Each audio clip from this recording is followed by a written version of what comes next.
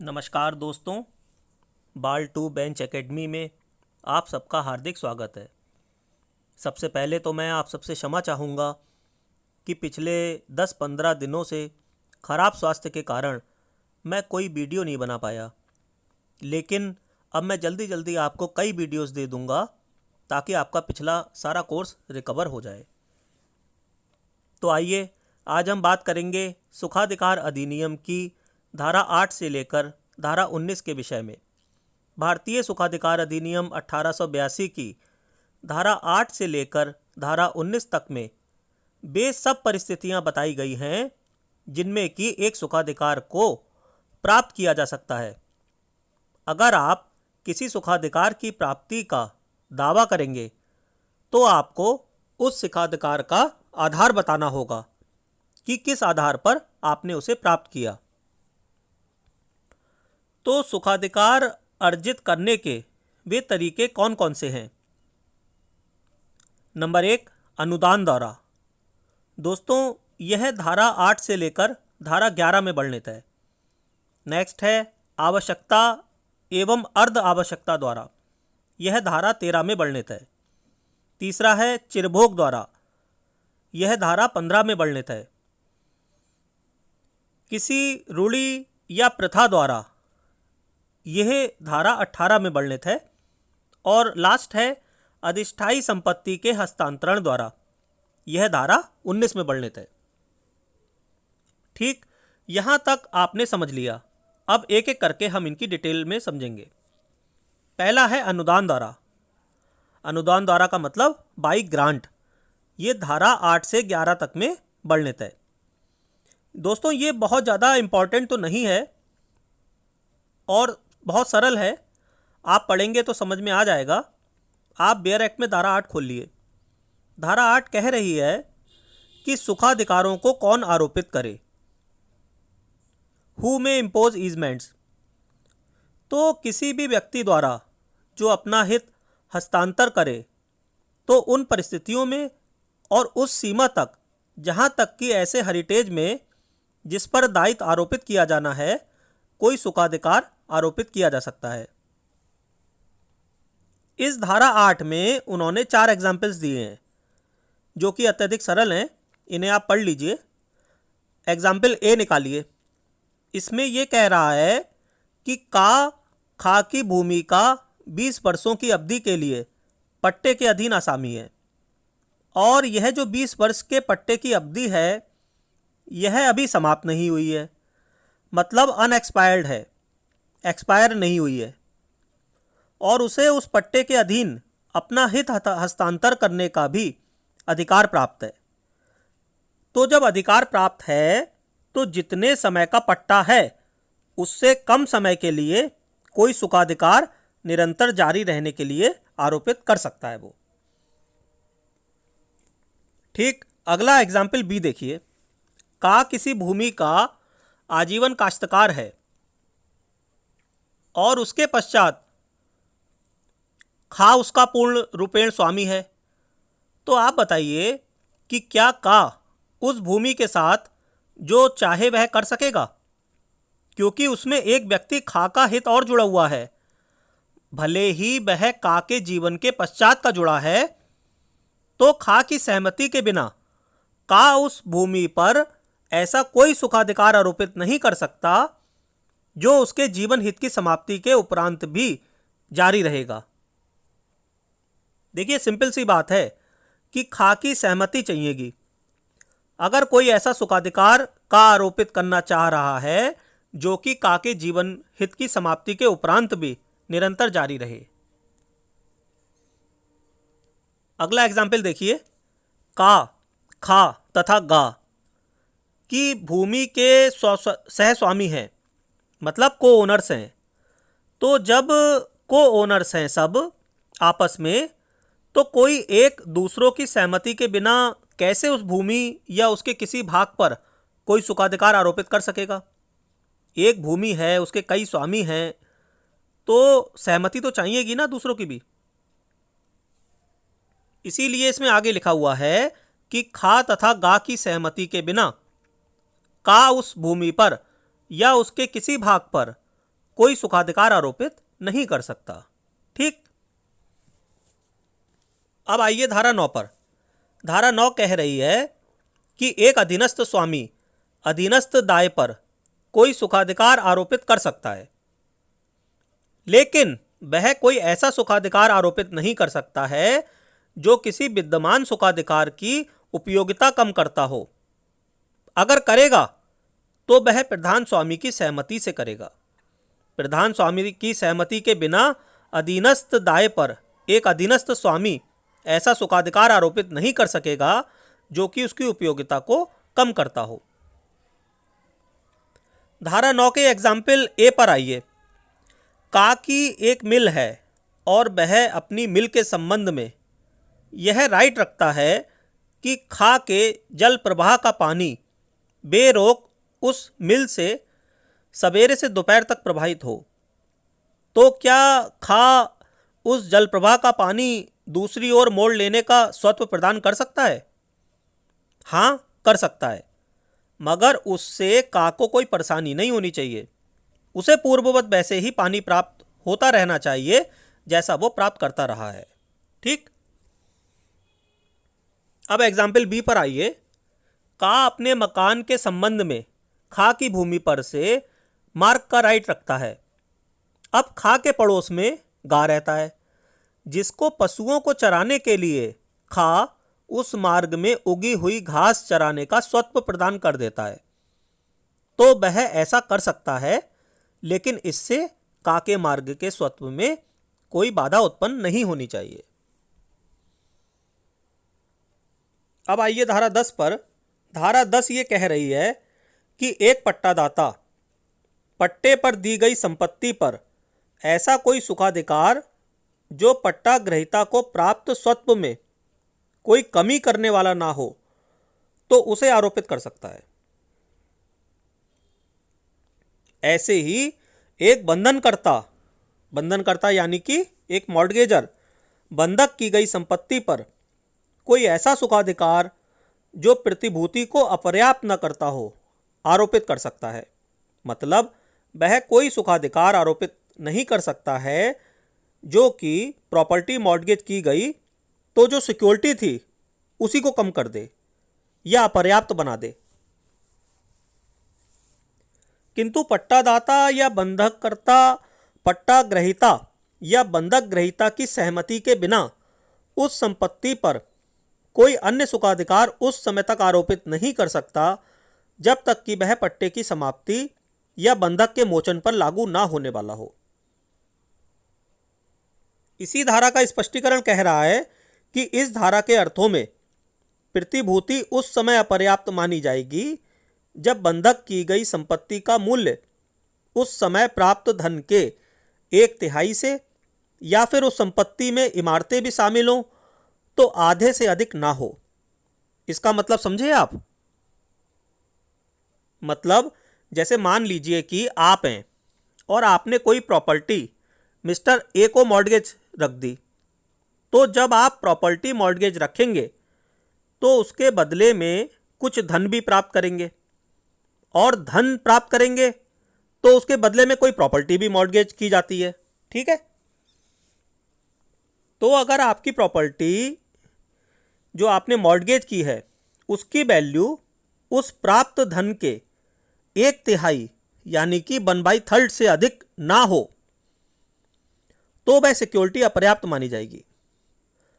मतलब आपने जो प्रॉपर्टी मॉर्टगेज की और जो धन प्राप्त किया तो उस प्राप्त धन के 1/3 से अधिक ना हो तो अपर्याप्त मानी जाएगी। भाई आप धन ज़्यादा प्राप्त कर रहे हैं, वैल्यू कम रख रहे हैं, तो सिक्योरिटी तो अपर्याप्त हो जाएगी ना। और ऐसे ही अगर उस संपत्ति में इमारतें शामिल हों तो आपकी मॉर्टगेज प्रॉपर्टी की वैल्यू उस प्राप्त धन से आधे से अधिक ना हो तो वह सिक्योरिटी अपर्याप्त मानी जाएगी। ठीक है। यहां पर प्री के दृष्टिकोण से आप सबको 1/3 और 1/2 जरूर याद रखना है।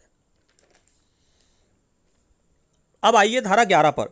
धारा 11 केवल यह बात कह रही है कि कोई भी पट्टा ग्रहीता यानी कि लेजी या व्युत्पन्न हित रखने वाला कोई भी अन्य व्यक्ति उस रूप में अपने द्वारा रखी गई संपत्ति पर ऐसा कोई भी सुखाधिकार आरोपित नहीं कर सकता है जो कि उसके निजी हित की समाप्ति के पश्चात लागू हो या फिर पट्टादाता या वरिष्ठ स्वामी के स्वत्व को कम करने वाला हो। ये समझ में आया आपको? देखिए भाई, ये तो सीधी सी बात है कि कोई पट्टा ग्रहीता ऐसा सुखाधिकार कैसे आरोपित कर देगा जो उसके पट्टे के बाद लागू हो या उसके निजी हित की समाप्ति के पश्चात लागू हो। भाई, आप भी अगर कोई सुखाधिकार आरोपित करेंगे अपनी किसी संपत्ति पर, तो आपके निजी हित की समाप्ति होने के बाद आप उसे कैसे लागू कर देंगे?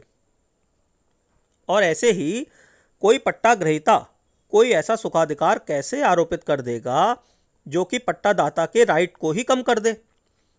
तो मैं समझता हूं कि आप सब समझ गए होंगे। भाई, ईजमेंट एक्ट की ये सब धाराएं तो अत्यधिक सरल हैं। आप एक दो बार ध्यान से वीडियो सुनिए, सब समझ जाएंगे। अब आते हैं सुखाधिकार अर्जित करने के अगले तरीके पर, और वह है सबसे इंपॉर्टेंट, आवश्यकता जनित सुखाधिकार। इसका वर्णन धारा 13 में किया गया है। पहले तो आप ये समझिए कि आवश्यकता का सुखाधिकार क्या होता है। आवश्यकता का सुखाधिकार वह सुखाधिकार होता है जिसके बिना कोई पृथक की गई संपत्ति का उपयोग ही नहीं किया जा सकता। इस बात से क्या मतलब निकला, आप बताइए? इस बात का अर्थ ये निकला कि आवश्यकता का सुखाधिकार किसी संपत्ति के विभाजित होने पर ही उत्पन्न होता है। ठीक, आवश्यकता का सुखाधिकार वह सुखाधिकार होता है जिसके बिना कोई पृथक की गई संपत्ति का उपयोग किया ही नहीं जा सकता। तो संपत्ति का पृथक्करण किस किस तरीके से हो सकता है, ये बात भी आप जान लीजिए। संपत्ति के पृथक्करण के मुख्य तरीके मैं आपको बताता हूं। नंबर 1, अंतरण द्वारा, यानी कि बाई ट्रांसफर। नंबर 2, वसीयत द्वारा, बाई बीक्वेस्ट। नंबर 3, विभाजन द्वारा, बाई पार्टीशन। और लास्ट है विधि के प्रवर्तन द्वारा, बाई ऑपरेशन ऑफ लॉ। अब आप सब मेरे एक प्रश्न का उत्तर दीजिए कि अगर कोई सुखाधिकार संपत्ति के उपभोग के लिए मात्र आवश्यक है, अगर कोई सुखाधिकार संपत्ति के उपभोग के लिए मात्र आवश्यक है, तो क्या वह आवश्यकता का सुखाधिकार कहलाएगा? मेरे कहने का तात्पर्य यह है कि जैसे इस धारा 13 में आवश्यकता का सुखाधिकार नाम रखा गया है, तो इससे तो यही मतलब निकल रहा है कि जो सुखाधिकार संपत्ति के उपभोग के लिए जरूरी है, आवश्यक मात्र है, वही आवश्यकता का सुखाधिकार कहलाएगा। तो क्या यह बात सही है? आप बताइए।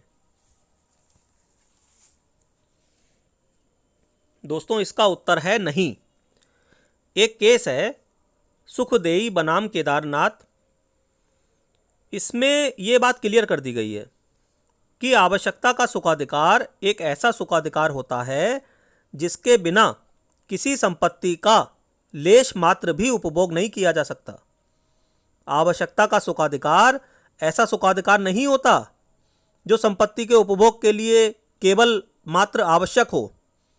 मतलब वह सुखाधिकार खाली आवश्यक ही ना हो, बल्कि इतना आवश्यक हो कि उसके बिना हम किसी संपत्ति का लेश मात्र भी उपभोग नहीं कर पाएंगे, तो वह होगा आवश्यकता का सुखाधिकार। तो इस आवश्यकता के सुखाधिकार के ही क्या क्या आवश्यक तत्व होंगे, अगर हम वो देखें तो पहला होगा, आवश्यकता का सुखाधिकार तभी उत्पन्न होगा जबकि किसी संपत्ति का पृथक्करण हुआ हो। दूसरे, उस संपत्ति के उपभोग के लिए सुखाधिकार की परम आवश्यकता हो। परम आवश्यकता, मात्र आवश्यकता नहीं। समझ में आ रहा है ना? परम आवश्यकता हो, उसके बिना संपत्ति का कतई उपयोग ही ना हो पाए। ठीक है। नॉर्मली यह आवश्यकता का सुखाधिकार जो होता है, ये बंटवारे के केसेस में उत्पन्न होता है। बंटवारे के साथ ही साथ जो पानी बहाने वगैरह के केसेस होते हैं, उनमें ये उत्पन्न होता है। ठीक ये तो हमने समझा था आवश्यकता का सुखाधिकार, लेकिन ऐसे ही एक होता है क्वैसी ईजमेंट। इसे हिंदी में कहते हैं प्रतिभाषित सुखाधिकार या अर्ध सुखाधिकार, या कहते हैं सुखाधिकार कल्प। अब ये क्या भला है? आवश्यकता के सुखाधिकार में आपने देखा था कि वह उस संपत्ति के उपभोग के लिए परम आवश्यक था, लेकिन ये जो अर्ध सुखाधिकार है यह परम आवश्यक नहीं होता है। लेकिन अगर उस संपत्ति के स्वामी को उस संपत्ति का युक्ति युक्त उपभोग करना है तो फिर यह सुखाधिकार आवश्यक हो जाता है। यानी कि सुखाधिकार कल्प किसी संपत्ति के युक्ति युक्त उपभोग करने के लिए आवश्यक होता है। लेकिन यह अर्ध सुखाधिकार में दो शर्तें हैं। यह तभी उत्पन्न होता है जब सुखाधिकार कंटिन्यूअस हो और प्रत्यक्ष हो। अगर आपको ये कंटिन्यूअस और प्रत्यक्ष नहीं पता तो इसके लिए आप धारा 5 पर एक नज़र मार लीजिएगा, आपको समझ में आ जाएगा। तो इसमें अर्ध सुखाधिकार में क्या शर्त है कि सुखाधिकार कंटिन्यूअस हो और प्रत्यक्ष हो। दूसरी कंडीशन है संपत्ति के युक्ति युक्त उपभोग करने के लिए बिल्कुल ठीक वैसा ही आवश्यक हो जैसा संपत्ति के बंटवारे से पूर्व आवश्यक था।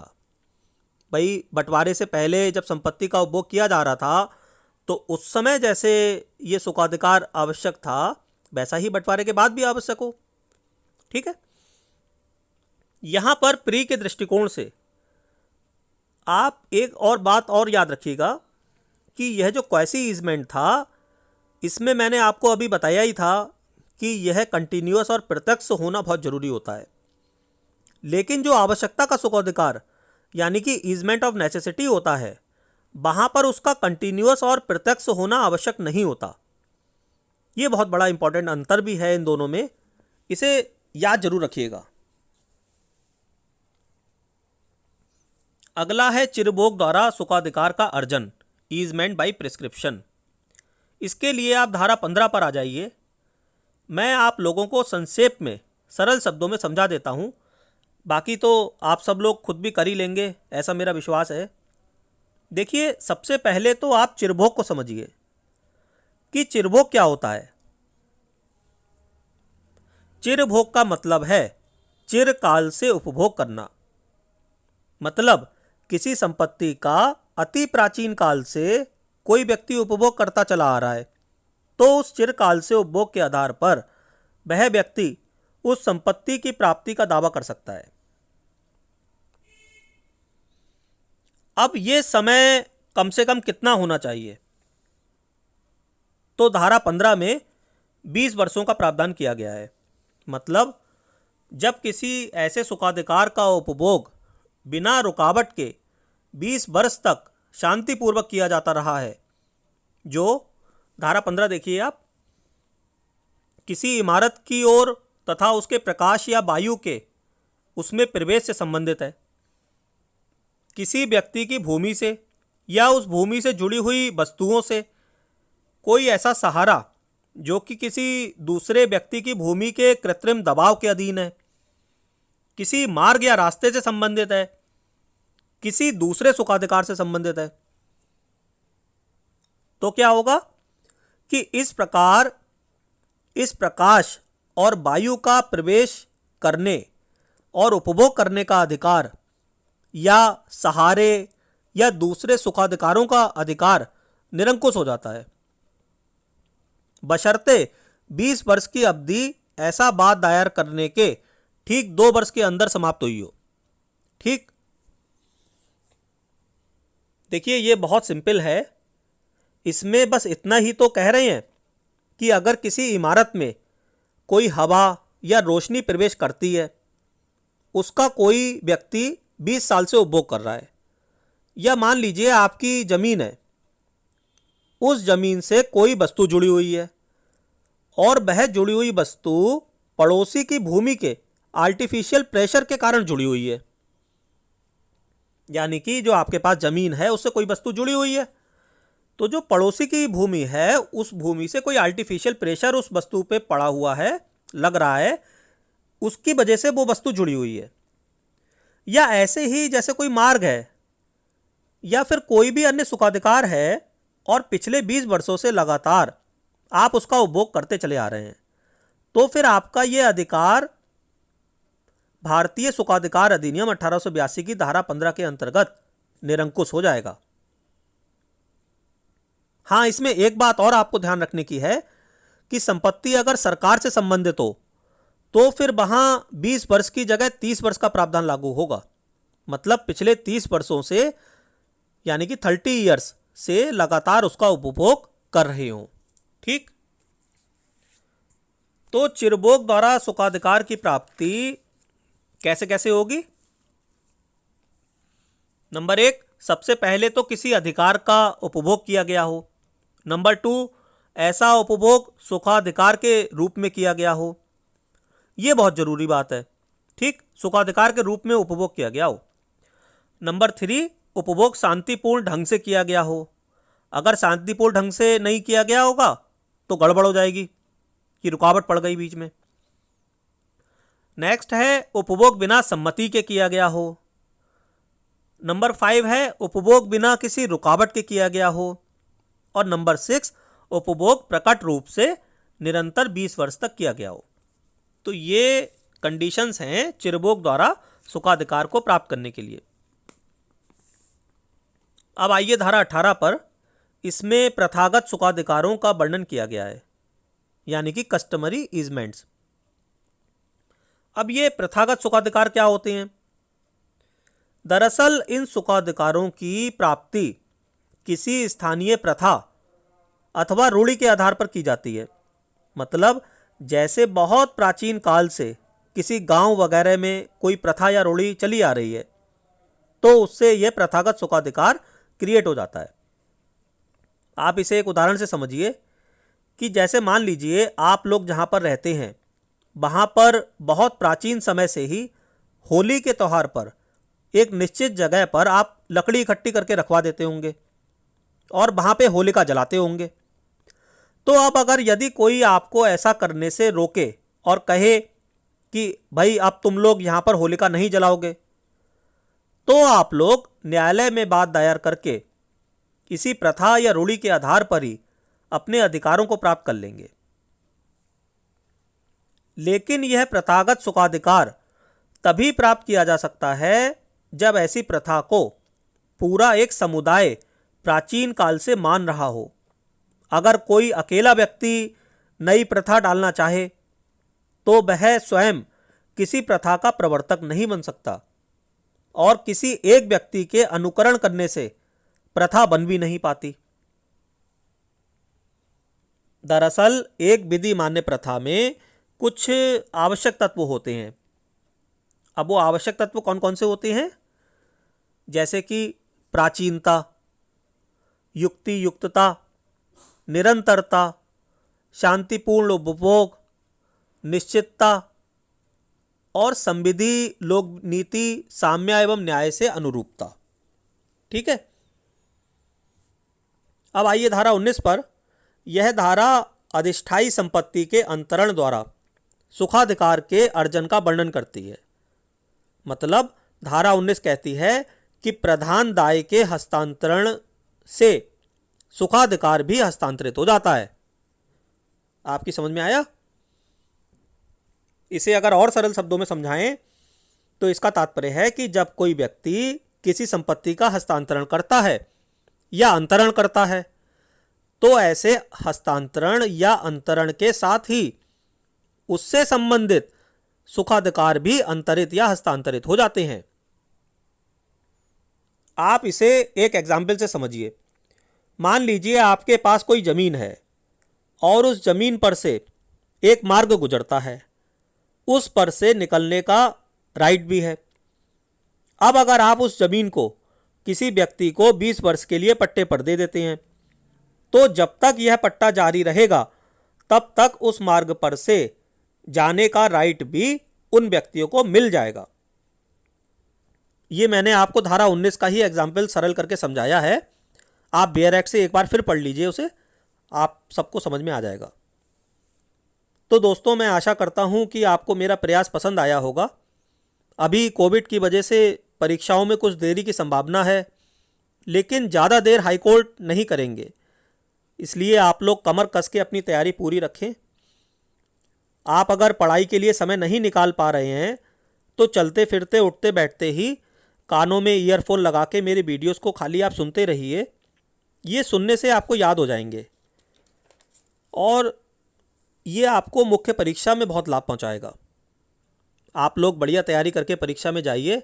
मेरी शुभकामनाएं आपके साथ हैं। ईश्वर आप सबकी मनोकामनाएं पूर्ण करे। धन्यवाद।